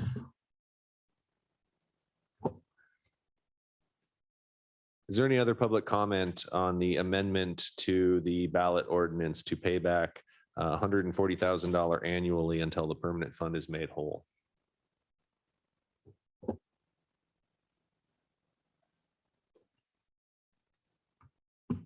My name is Chris Yested. I'm a commercial fisherman. I do understand where you're coming from, Kevin, and I don't disagree at all. My concern is that might be too much. We've looked at the numbers and what a boatyard can make off of just hauling boats, and it's not exactly huge and really lucrative. Where the money really comes from is when the boat's on the pad and we have our vendors working on them. And I'm worried that we would have, I kind of know where the next step is on this. The city is going to build the yard, and then we're going to probably put it out to bid for someone to come and run it and operate it. Well, if we have a payment to pay back $340,000 a year, are we going to potentially limit ourselves in who may want to come and run this? So that's my concern. Maybe if we could figure out a smaller number, longer payments term. I don't know, but I'm concerned it would slow down the progress of getting this yard built. And that's what I want to see the yard built. I want to see it move forward, and I don't want to see it stall out because of the potential financial burden that it may cause. But I do believe that the economic benefit of this yard is you'll see the benefit of it in the end. It might not be from the 340,000 from the permanent to the general fund, but you're going to see it trickling in from all over. And that's where I think you're going to see this money come back. So, all right, thank you.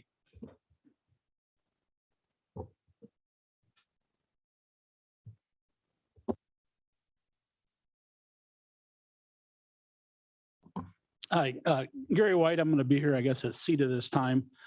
I was just thinking about listening to all the comments here. There's a couple other things that are out there that we've got a grant application for $870,000 that the city submitted to the Denali Commission that will potentially reduce some of that. My number is anywhere between 10 to 12 million to build a haul out like we had planned. So this 8 million won't get us there completely. And so we are talking about. Yeah, I'm sorry. I am. So Thank you.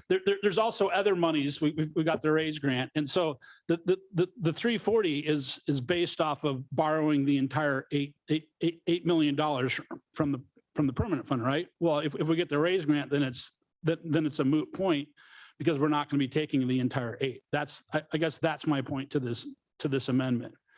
Right. And I think you guys would have an opportunity once we figure out where all the cards lay, that you could come back and address this after the fact, after we know what the exact borrowing limit is and what the exact dollar amount would be, that you could come back and then do an ordinance to pay back that.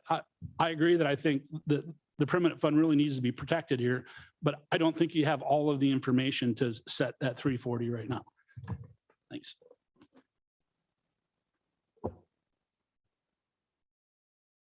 Any other comments on the amendment? Kevin?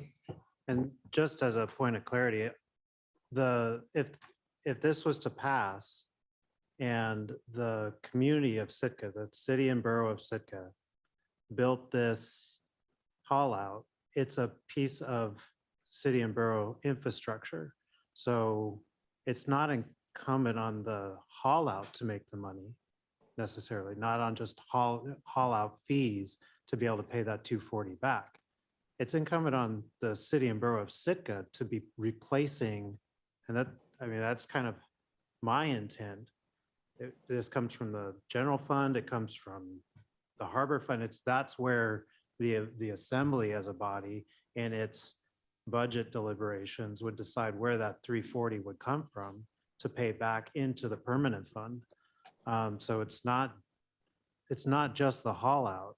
The real question then ends up being to the community, is this a cost, the real cost of building this, essentially borrowing this money and taking it out of the permanent fund? So that 340 being paid back comes from where, the general fund or the harbor fund or wherever the body ends up deciding wherever it comes from. If the haul out's wildly successful, then the haul out could pay for that for sure. It's transfers of money, unless you have a different read on it. But the other piece of this that I think from what Gary just said, that is not my understanding. There's nothing in here that says anything about if the raise grant comes through, this money doesn't get withdrawn. Is that correct? I don't see that in here, not on the ballot question. So that is not, that would not be the intent to the voters. No, that is total. So, Brian, please, and then Tor, I'll come to you. Okay. First, clarity. My understanding that if Mr. Knox's amendment were to pass, that this would essentially give the electorate the right to make an appropriation that would require then this assembly and any assembly to pay $340,000 per year until the principal that was withdrawn in accordance with the ballot proposition is repaid. So if, and am I correct in that? I have an issue with that, a legal issue that I need to bring up now, that I think by having this in the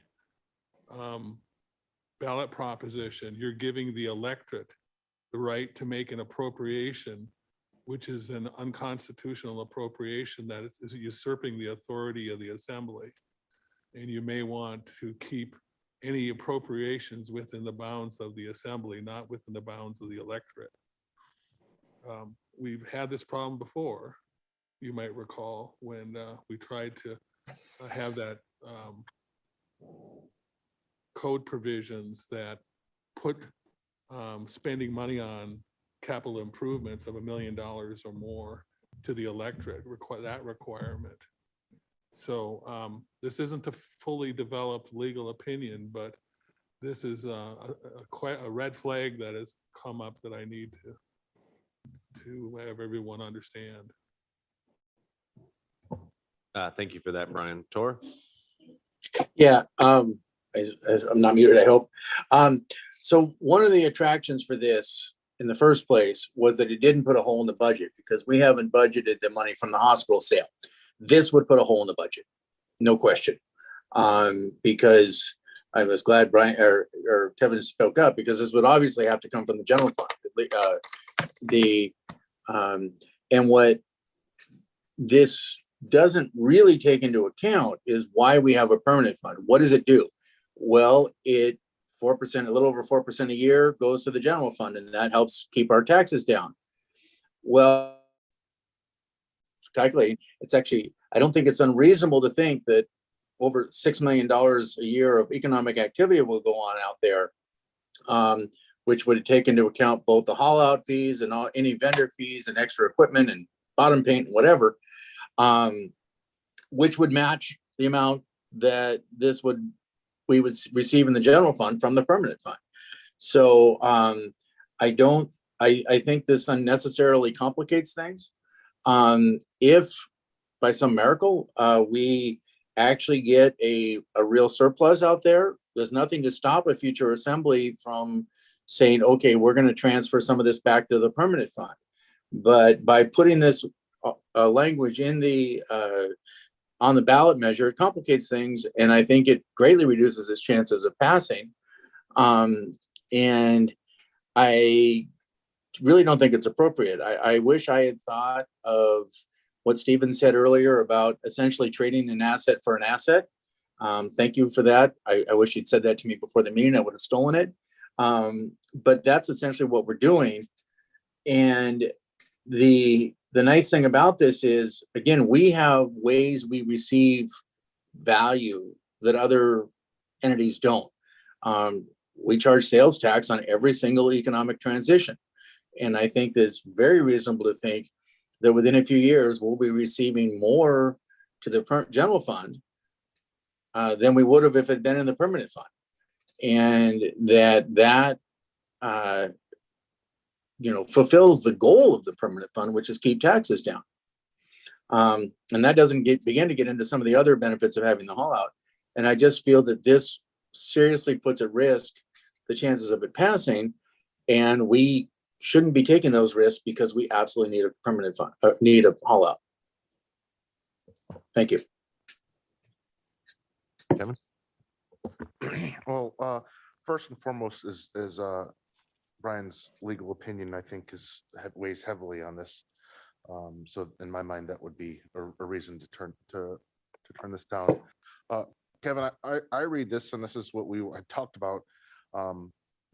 It says is to submit the purpose of appropriation not to exceed. It doesn't say you shall take that much. It says not to exceed. I mean, I interpret that as we can take that much, but up to that, but no more. But it doesn't mean we have to take that, just to answer your question.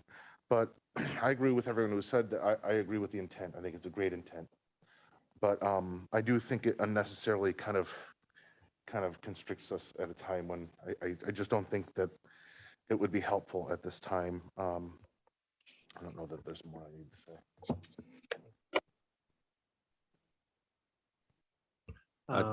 Two things on this one for me. Number one, I had actually wrote down, can voters appropriate on my notes before Brian said anything. I think we are getting into an extremely iffy legal territory there, and I do not believe that this amendment, if put forward, would be valid on the ballot. The other part is maybe this is just my math. I'm not an accountant, but not only do I see us losing, potentially losing up to $340,000 in revenue from the permanent fund, then I see us having to pay back as well. So you could see this as a $680,000 loss every year because we're not gaining revenue, plus we're having to pay out. So I understand protecting the permanent fund. I don't agree with going forward in this manner. And, We'll and give, based on Brian's legal, and I, thinking about it now, I know that we've had this discussion before. I'm going to withdraw the amendment. Did I hear you correctly? You're withdrawing the amendment? All right, that would bring us back to the original motion unamended. Rebecca? I just wanted to add some context to some comments that were made earlier. The Huna Hall Out was opened, I think, in 2009, and state funding was used there. And then the Wrangell Hall Out was about 20 years in development. They didn't just build it overnight, and they used federal money and state money. And so just to make sure everybody's using the same information, those things were not funded by the communities they're in. So but I want to add to the conversation, we know that we need a haul out, but somebody pointed out to me earlier, there's almost like a public safety issue here. If people are delaying taking care of their boats, if they're not able to haul a boat and they take some risks, like, well, I really should be, looking at the bottom of the boat, but it's too hard to get to Wrangell right now, so I'll just go out and do one more run and then I'll go to Wrangell or whatever. That's a safety issue. And so to me, that adds to the urgency of getting this on the ballot and asking the question of people. So I'm going to definitely move this forward to the voters.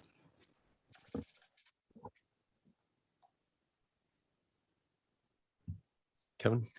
One last thing. So we're probably about to vote on this. And again, I'm not disputing the need for a haul out. I most definitely recognize that. On this first reading, I'm a no vote because I need more information. I need to figure out a little bit more about how this works for our community as a whole, and how we then can come somehow, if there's some way to come back and bring the permanent fund back to whole in some way, whether it's just on an annual basis, the assembly making the right decisions to bring, to help bring that back, or having something put forward by the assembly to make that, have a trigger there to bring it forward. It doesn't mean I'm a no vote in the second reading, though. Crystal? Just to add related to that, so what Kevin did was try to offer a solution to make the fund whole. That wasn't feasible, but do we have a solution? If we vote to move this so that the voters can decide, are we just saying that we're okay with 8.1 not going into that fund? And then we saw the projection of the 340,000 per year. Are we just okay with that, or is there a solution? So I guess I hope that this comes up at the next meeting as a discussion point, because we've heard it from not one or two, like Stephen said, he thought he was going to be in the minority.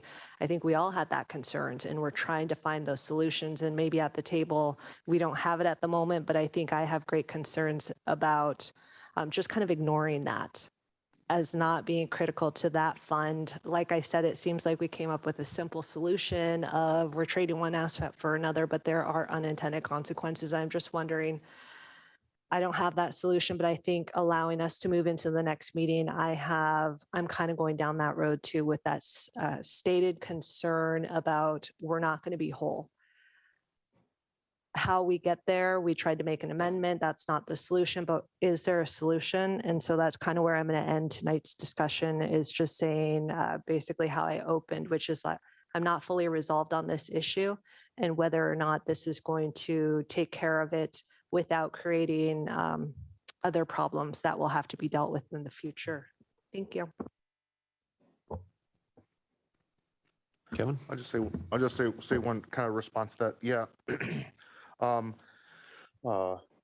just want to, the way I view this is this is an investment in our future to retain money. To retain the money we currently have and hopefully make more. I don't see this as a hit to the permanent fund because this is relatively new money. We haven't been budgeting this. And on the fiscal note on the memo, it says the sale of the proceeds would have been fully factored into that calculation for the annual disbursement to the general fund in fiscal year 26, 3 years from now, which is right around the time, theoretically, hopefully, that we will have started to get the fund or get the haul out built, start getting additional sales tax revenue. That's where I see that wholeness being taken place. We're not taking a hit to our current budget projections right now because we haven't had this in here, but we're just a few months. So I'm not looking for any specific solutions to make it whole. Making it whole, in my mind, is by doing it and retaining our current fleet and increasing sales tax, possibly increasing the sales tax revenue. That could make up that 340,000. Do I have the calculations to prove it? No. Will I have those next reading? No. These are things that are very difficult to prove and show. That's where I stand. Thank you. Any other comments from the assembly? Jess on 22-15. Ms. Hemshoot, Yes. Mr. Mosher, Yes. Mr. Miller, Yes. Mr. Christensen, Yes. Ms. Duncan, Yes. Mr. Knox, No. Mayor Eisenbeiß. Yes. Motion passes 6-1 to first reading, ordinance 22-15. If the assembly would like a break, I'm happy to. There's a couple more items that we have to deal with before the end. The break? Please take a quick 5 and we'll come back to the last couple items.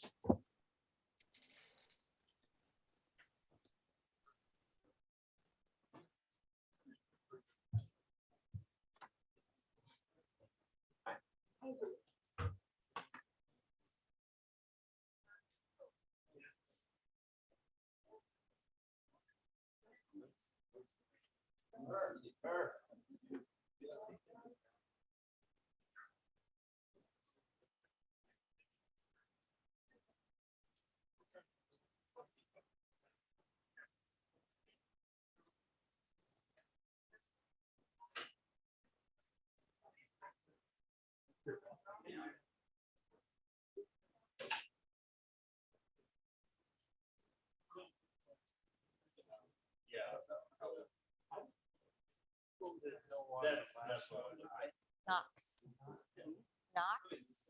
Knox? Kevin Knox? Yeah. I thought that was kind of the direction he was working for. Thank you. You're welcome.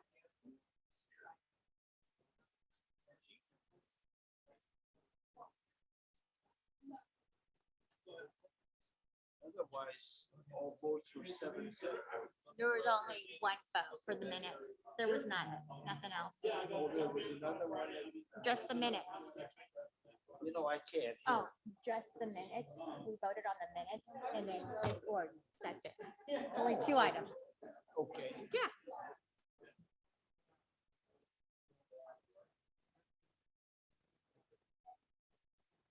I hope you enjoy filling in. For Yeah, it's fine. It's just cold here.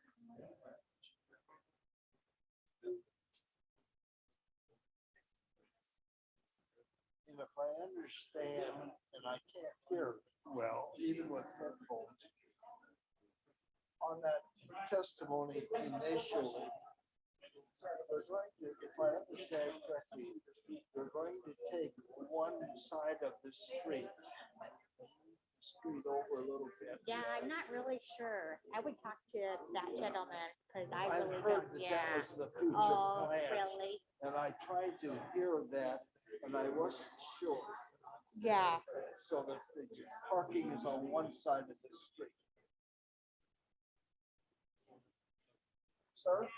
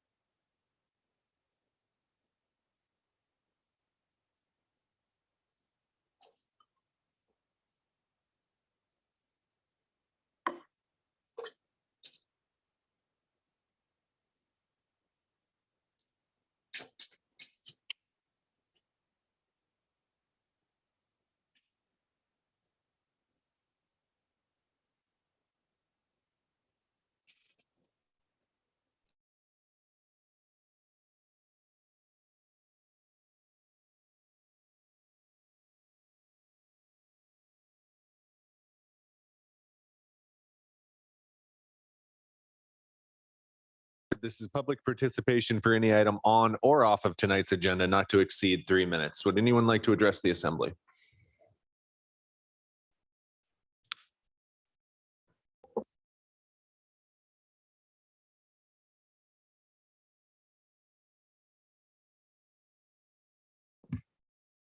Richard Ween. I'd like to point out a few economic definitions. This is not leveraging the money. When you leverage money is you take one of your own dollars and turn it into three through various financial instruments. This is dollar for dollar, number one. Number two is the sales tax eclipsing and giving you the money back is a big assumption because you assume that things will continue as it is going, or it will not change. And what happens is when at least you have the cash in the bank, year over year, it's potentially has a return. But as you saw in COVID, all of a sudden things stopped. When you deal with the concept of net proceeds, as far as the 8.1 million, to me, net means after expenses. That's how much you have left. Well, yes, there is $8.1 million, but how much did that cost us to get? Do people forget what happened with the Stark Law and that it cost us $4 million? And so that adds to the cost. So we had legal fees, we had enormous other fees. So to me, and I always had this question, what was the net for that sale overall? We know who was responsible for the Stark violation. The other thing that we have to deal with are things that are bad deals. And that when we have gone over the last period of time, the assembly has not really been revenue oriented. I think they could have gotten much more for the hospital. They could have gotten much more for Harbor Point on certain of the tideland issues and so forth. This has not been a revenue-based assembly, and all of a sudden the piper is having to be paid because we need the haul out. And I just feel that trading one asset for another, you're trading cash, which has one type of value and maintenance, with something that has an open-ended value and maintenance. They're getting 8.1 million. We hear Mr. White say it's going to cost 10 to 12. Sounds like the road to Catlean, 15 million, 30 million, 40. And then in the recent paper, they want more. And so what I'm hearing is stranger danger, or actually the fact that, again, another thing is not sussed and we don't know where we're going. Thank you. Is there anyone else for persons to be heard on or off of tonight's agenda? It's either or. Making sure you understood. Nope. Helping the process along. There's a button at the bottom. There you are.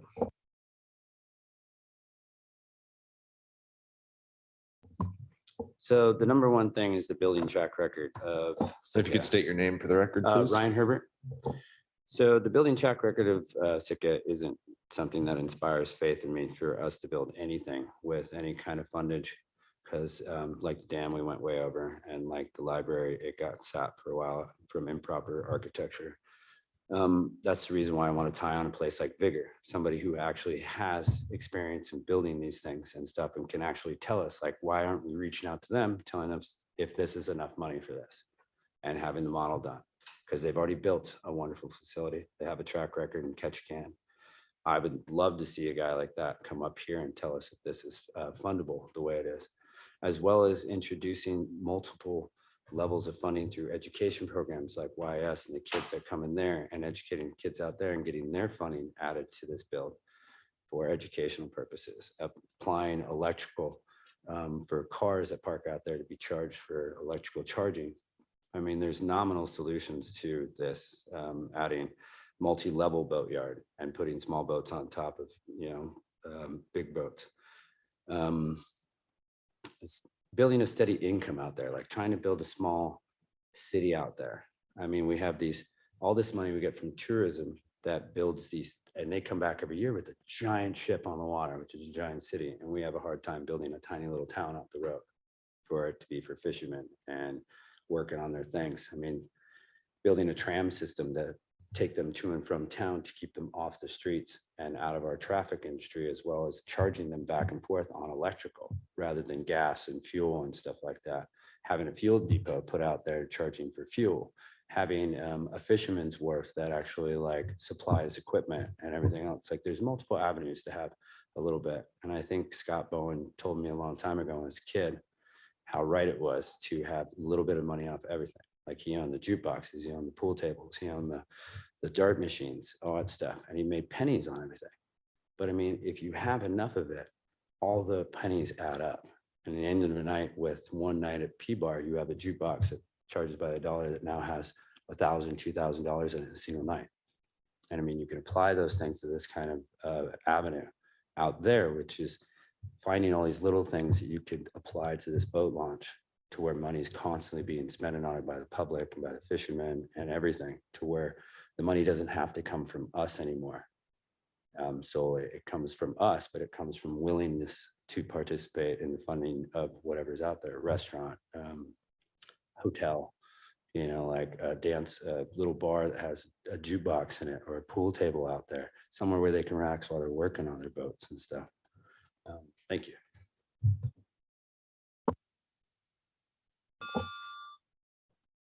Anyone else for persons to be heard? That'll bring us to reports. I have no report this evening. John? No report, Mayor. Brian? None, thank you. Liaison representatives. Jess? Just candidate filing opens on July 18th, and we still have some seats available on the Animal Hearing Board, the Building Department Appeals Board, Health Needs and Human Services, the Library Commission, Parks and Rec Committee, and also the Ports and Harbors Commission, and the Tree and Landscape Committee. That would be all, Mayor. Thank you. Thank you. Any other reports this evening? Should bring us to adjournment. All those in favor say aye. Is anyone Aye. Opposed? Thank you for your time, Assembly. We are adjourned. See you in a couple weeks.